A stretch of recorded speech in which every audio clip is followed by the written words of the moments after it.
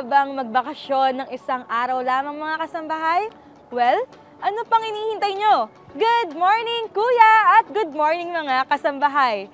Tara at samahan nyo kaming puntahan ang top 5 destination dito sa aming lugar, ang New York City!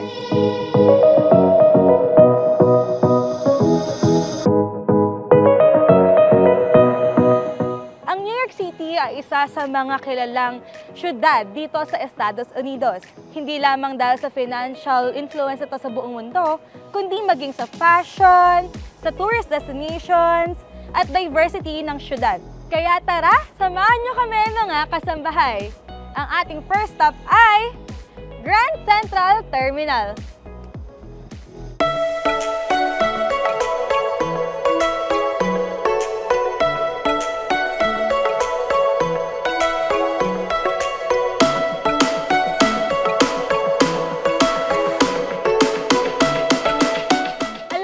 Na halos 750,000 katao ang bumibisita dito daily? Siguro dahil ito ay tinalagang world's largest train station ng Guinness Book of Records.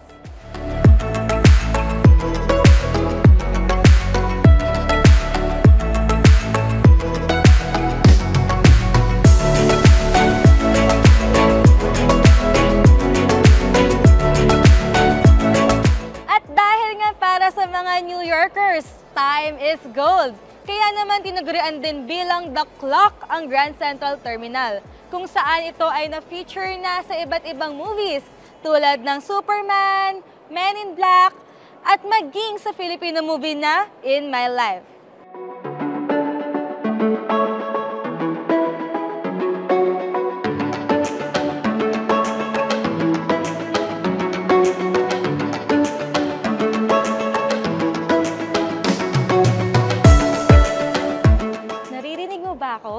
Iyan ang palaging tanungan dito sa Whisper Gallery na matatagpuan din sa Grand Central Terminal, kung saan maaari kayong magkarinigan sa magkabilang sulok ng gallery ng iyong mga kasama. Kaya tara, try natin!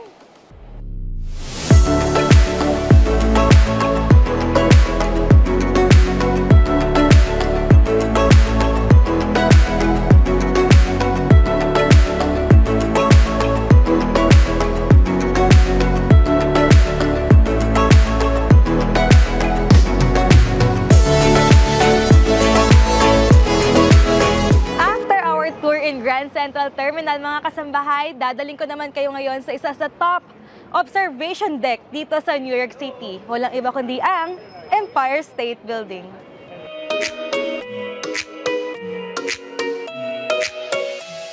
NYC is well known for its iconic city view mga kasambahay, kaya nga katulad ng ibang turista dito sa New York City, isa din talaga ang Empire State Building sa unang observation deck na aking pinuntahan habang kumakanta pa tayo ng New York! O diba, hindi talaga ako songwriters, kaya tara, itutour ko na lang kayo sa Empire State Building.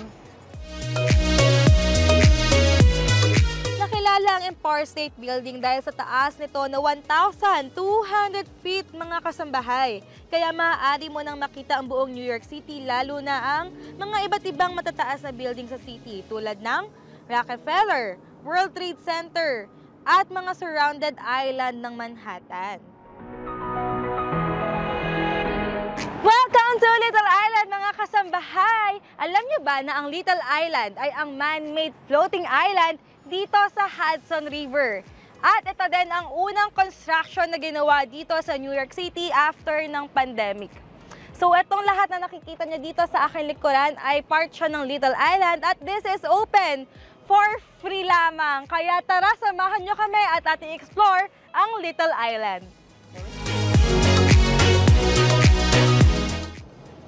Dito sa Little Island ay pwede kang mag-picnic or mag-stroll around the park lang. Para naman sa mga music lover, pwede din maglaro sa musical display dito mismo sa park. Isa rin sa magandang gawin dito mga kasambay ay ang manood ng sunset at abangan ang pagbukas ng ilaw ng mga building mula sa New Jersey. Pwede ka din dito magmuni-muni, magbasa at mag-break from everything. Oh, di ba mga kasambahay? Man-made island na, ang dami pang pwedeng gawing libangan. Ika nga nila dito sa New York City, pwede kang mag-enjoy ng libre. At kung kayo ay naghahabol ng 20,000 steps mga kasambahay, ito ang perfect spot para sa inyo, ang The Highline.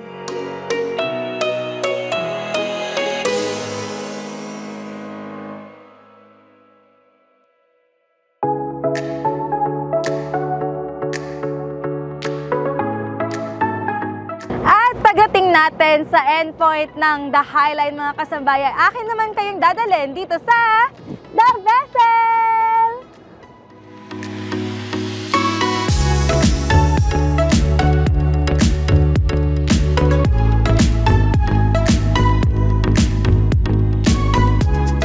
And ang nakikita nga natin ngayon sa aking likuran mga kasambahay ay ang tinatawag natin na The Vessel. It was opened last March 2019. So that was 4 years ago. So bagong-bago pa talaga itong building na to. At kung mapapansin nyo, no, spear-like building siya. So hindi siya yung unusual building na pataas lang or straight lang. Kaya din siguro ito pinupunta-puntahan. At plus pa, no, nakakaakit din talaga yung kulay niya na medyo goldish, na reddish-goldish yung kulay.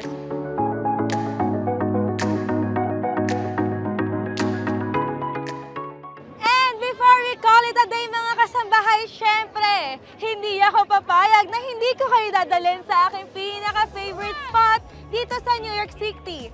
Ang pinakasikat at pinakamagandang tourist destination, ang Times Square. Alam niyo ba na ang mga billboards na ating nakikita dito ay 24 hours na nakabukas? Kaya siguro tinawag din ng New York City the city that never sleeps.